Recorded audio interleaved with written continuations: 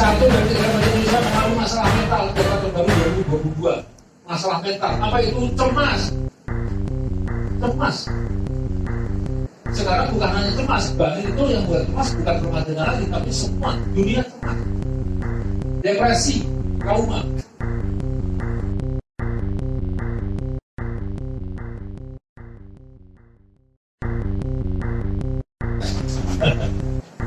Satu dari tiga remaja Indonesia mengalami masalah mental data terbaru 2022.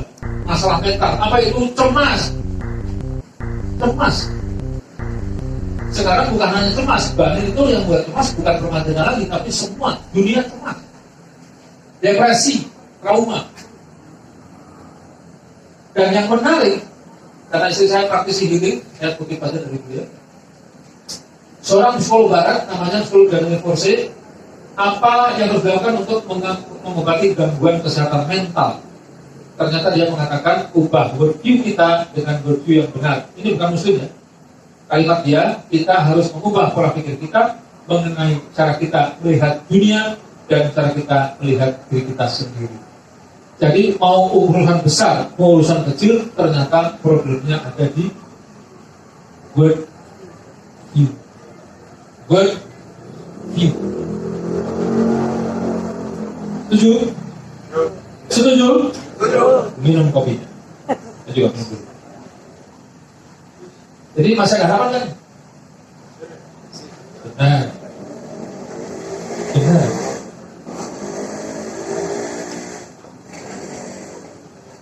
Kalau gitu harapannya di siapa? Di generasi muda, karena penyakit ini banyak ternyakit di generasi tua. Generasimu, setuju? Kita cek. Bagaimana kondisi generasi muda kita? Saya berputar di sekolah-sekolah dari sejak tahun 98, terutama SMA. Kurang lebih sudah lebih dari 20 provinsi. Saya selalu bertanya, kenapa ke sekolah? Kesimpulannya, menemukan fenomena 8 dari 10 siswa SMA menjawab seperti ini. Kenapa kamu sana nurut sama orang tua? Benar nggak Bapak Ibu? Benar. Tapi apa hanya ini? Kenapa kamu? Kalau aku ikut teman-teman Pak. Kalau kamu bagaimana? Daripada di rumah Pak, lebih di sekolah. Kalau kamu bagaimana nak? Teman-teman semua sekolah Pak. Masa saya enggak? Kalau kamu bagaimana nak? Di rumah sepi Pak, di sekolah ramai. Kalau kamu bagaimana nak? Main bareng sama teman-teman. 6 jawaban pertama bisa nggak disebut jawaban optimis? Bisa nggak disebut jawaban visioner? Pragmatis. Diperparah jawaban orang ketujuh. Kalau kamu bagaimana? Saya nggak tahu Pak.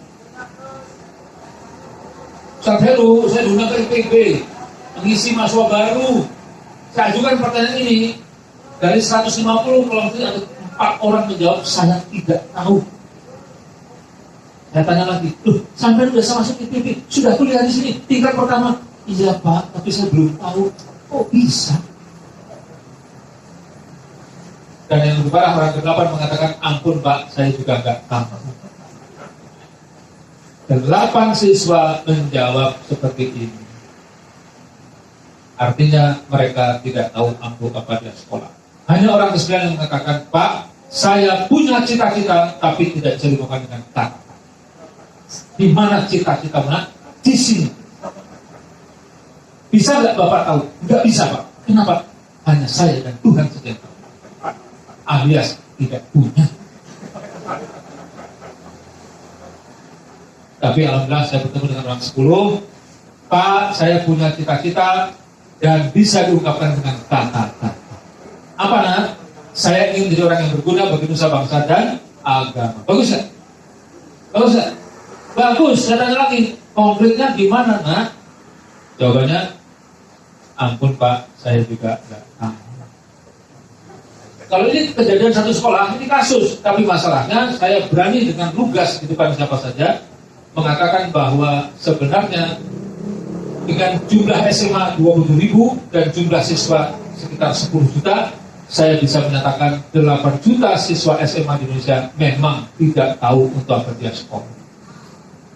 Gimana? Kita masih optimis kan? generasi muda kita. 15 tahun yang akan datang, 20 tahun yang akan datang, negeri ini wajahnya ada di sini. Hari ini saja sudah terjadi. Kenapa Bapak membawa negeri ini utangnya tambah besar? Kemarin datanya tembus 7.000 T. Tapi ada ahli ekonomi mengatakan sebenarnya sudah 14.000 T. Jawabannya Pak? Tidak tahu. Nanti minta materi. Jawaban yang jauh dari kata bertanggung. Dan ini masih berlanjut karena 80% mahasiswa Indonesia salah jurusan. Sudah dia tidak tahu untuk sekolah, salah jurusan. Dan data yang paling baru mengatakan bahwa hanya 10% mahasiswa Indonesia yang berhasil bekerja. Berarti sisanya gimana Bapak Ibu? Masih semangat? Atau tambah stres? Pulang-pulang bisa tidur kayaknya? Nah, saya ingin mengatakan bahwa bencana paling besar yang sedang kita hadapi bukan hanya peradaban pasar, bukan hanya menghasilkan kecemasan, bukan hanya menghasilkan keputusasaan, tapi kita sedang menghadapi loss generation. Nah, itu gambaran tentang peradaban pasar. Saya mengungkap data dari Barat sendiri, ditambah dengan data lain. Jadi sekarang bukan hanya berhadapan dengan disruption, tapi juga berhadapan dengan subject. Oh gimana sih? Tenang saudara-saudara, sekarang kita punya kurikulum merdeka. Saya diundang podcast kurikulum